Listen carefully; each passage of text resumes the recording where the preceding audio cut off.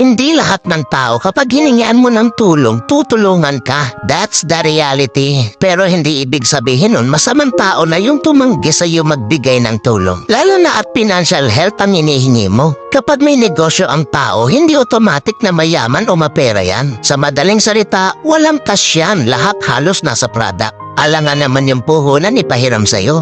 Huwag po natin i-normalize yung ganyang ugali na inoobliga yung hinihingian. Kapag may naitulong, thank you. Kung wala, move on. Walang responsibilidad ang tao sa'yo. That's a fact, not unless lahat ng tao may problema sa mundo. Hindi mo lang alam kasi nakapokus ka sa problema mo. Kaya kapag natanggihan ka, huwag magdamdam. Intindihin mo din yung taong hinihingian mo ng tulong. At the same time, bago ka humingi ng tulong, tulungan mo din ang sarili mo. Dahil di palagi may ibang tao na tutulong sa'yo.